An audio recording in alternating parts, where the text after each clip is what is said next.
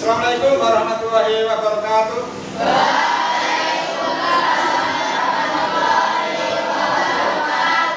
Selamat pagi anak-anak. Sehat semuanya?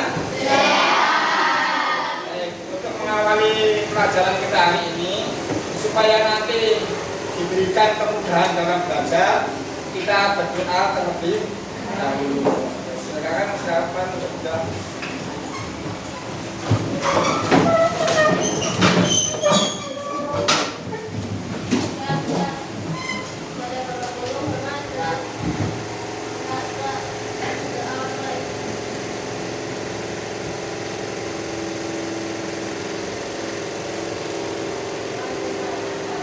Silakan bisa duduk. Selanjutnya, yang pikir hari ini sudah melaksanakan tugasnya atau belum? Sudah bersih ya Mas ya. Kalau sudah bersih, tolong kalau buang sampah jangan sembarangan. Sudah disiapkan tempat sampah, silakan buang sampah di tempatnya. Terus selanjutnya, saya mau cek kehadiran kalian. Yang saya sebutkan namanya, tolong tunjukkan jari ya. 7S Aida Oktaviana, Akif Abiza. Sebelum kita masuk materi, kita ice breaking dulu ya. Ice breaking. Silakan kalian bisa berdiri di tempat yang kosong. Bisa di sini, bisa di sini. Silakan di tempat yang kosong. Ini ya.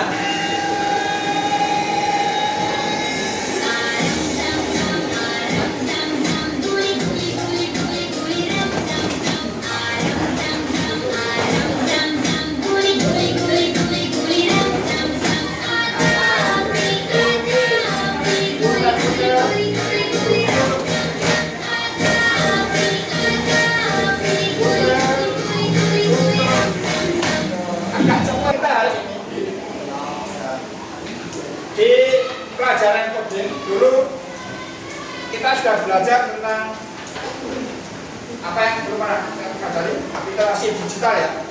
Kenapa kita harus belajar berpikir komputasional? Ini tujuan kita belajar ya. Nah, setelah mempelajari bab ini nanti diharapkan yang pertama, siswa mampu untuk menjelaskan konsep berpikir komputasional dan mengaplikasinya karena dalam menyelesaikan masalah secara sistematis. Nah, sebelum kita masuk ke materi, mengingat kembali materi yang pernah kita pelajari tentang literasi digital. Apa itu literasi digital? Masih ingat nggak yang kita pelajari dulu? Ada yang ingat? Apa itu literasi digital? Yang mau jawab ngacung dulu.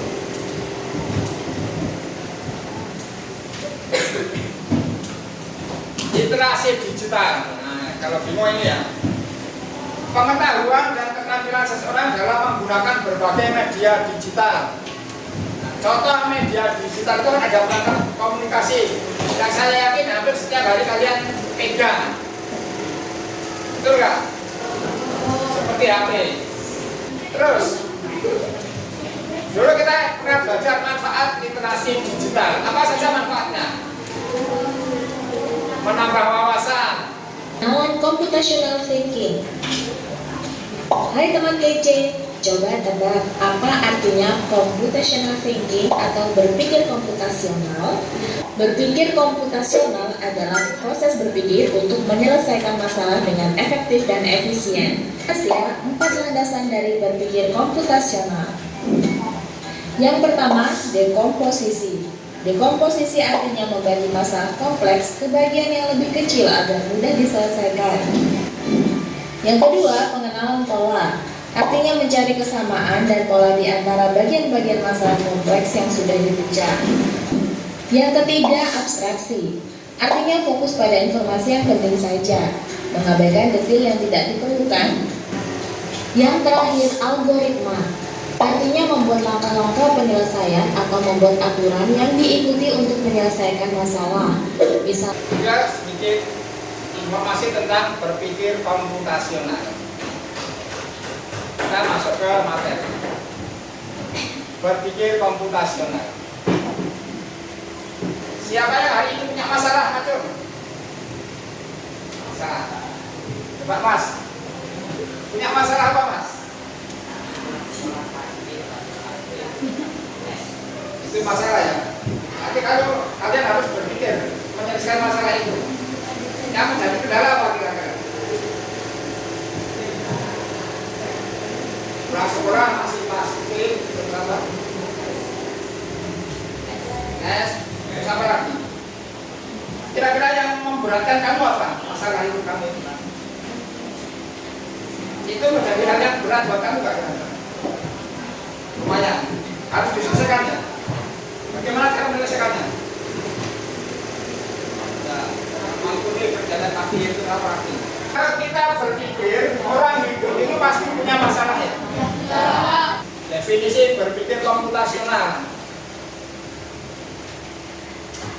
Cara berpikir logis, sistematis, dan efisien untuk memecahkan masalah. Makanya kalian belajar bagaimana ketika ada masalah kalian selesaikan dengan cara yang baik. Jangan sampai menyelesaikan masalah tapi menimbulkan masalah baru. Maka silakan ketika punya masalah gunakan pikirannya yang logis, sistematis dan efisien. Nah, tujuannya apa? Kita berpikir komputasional, memudahkan kita menata solusi yang efisien dan dapat diterapkan dalam komputer ini. Ada 4 konsep utama berpikir komputasional. Tadi di tayangan sudah disebutkan ya. Ada dekomposisi. Apa itu dekomposisi? Bicara masalah. Pengenalan pola. Abstraksi, algoritma. Apa itu masing-masing? Dekomposisi. Kalau tadi di tayangan itu kan dicontohkan ada masalah, masalahnya ini. Ditunjuk kamu besok jadi panitia hari ulang tahun sekolah. Jadi masalah kira-kira. Ini masalah. Maka dia harus berpikir supaya dia sukses jadi ketua panitia, terus acara terlaksana dengan baik. Dia harus berpikir ini kalau saya kerjakan sendiri nggak mungkin. Makanya dia pecah. Dia mengumpulkan teman-temannya juga. Terus dibagi tugas. Nah, bagi tugas ini kan dekomposisi ya, memecah masalah. Kamu kasih tanggung jawab bagian konsumsi, gitu. Terus kamu ambil tanggung jawab masalah peralatan. Kamu tak kasih tanggung jawab bagaimana mengelola keuangan. Nah, ini dipecah-pecah sehingga mereka semua bisa bekerja sama untuk mensukseskan acara tadi. Itu terus yang keempat, algoritma. Ini sudah pernah dipelajari ya. Serangkaian langkah terurut untuk menyelesaikan masalah. Ini contohnya ada resep masakan, bagaimana langkah-langkah login ke email dan seterusnya. Ketika kalian melihat sebuah resep masakan itu kan ada petunjuknya ya. Bahan-bahannya apa saja, alat-alat yang diperlukan, terus bagaimana proses membuatnya. Melaksanakan sebuah agenda. Nah, penulisan algoritma itu ada 2. Yang pertama namanya pseudo-kode, yang kedua flowchart. Kalau yang pertama itu dengan tulisan, ditulis yang jelas, tulis. Yang kedua menggunakan gambar. Kalau kalian amati, ini contoh ya, algoritma membuat topi. Kalau pseudo-kodenya seperti ini ditulis, mulai persiapan alat topi yang dibutuhkan dan seterusnya. Kalau flowchart itu berupa gambar. Contohnya seperti ini. Gambar urutannya ada gambarnya, bukan hanya tulisan. Walaupun di sini ada tulisannya, tapi ada gambarnya. Urutannya dari sini, lanjut ke mana, lanjut apa,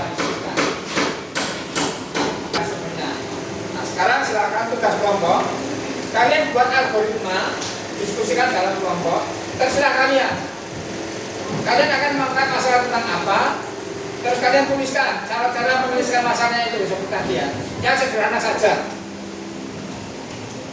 Setiap kelompok silakan nanti membuat, ditulis algoritmanya. Terus kalau sudah, nanti setiap kelompok mempresentasikan ke depan. Coba satu kelompok apa aja.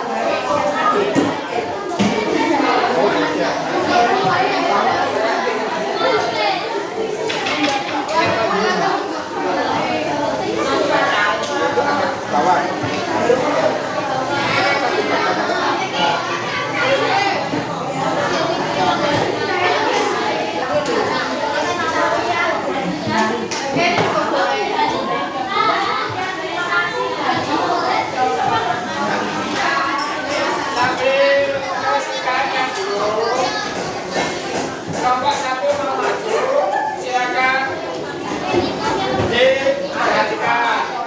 Hargai teman kalian yang maju ya.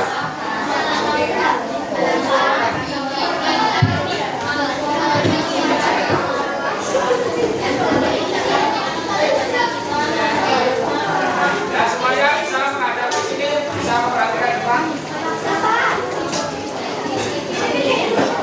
Dulu kalau sudah.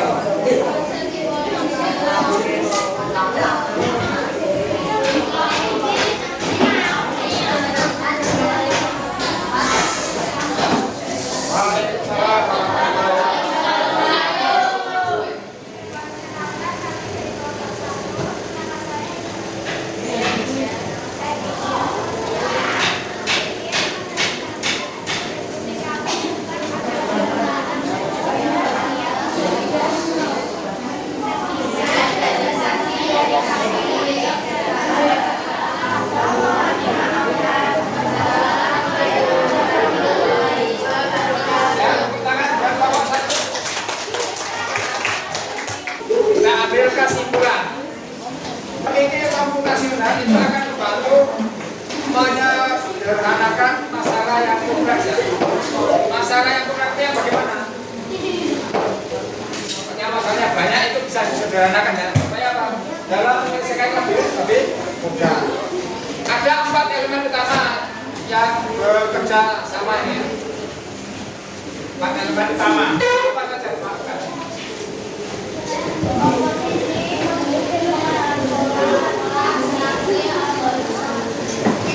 Ya, 4 elemen utama bersama untuk menghasilkan solusi yang efektif. Itu kesimpulan hari ini. Jadi hari ini kita sudah belajar tentang apa? Pertama, berpikir komputasional.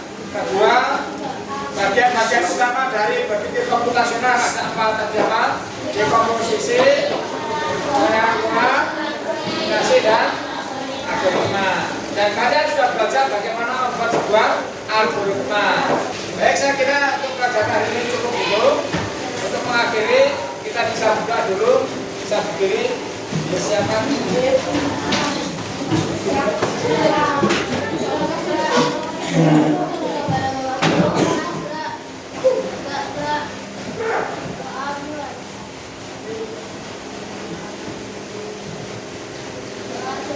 Assalamualaikum warahmatullahi wabarakatuh.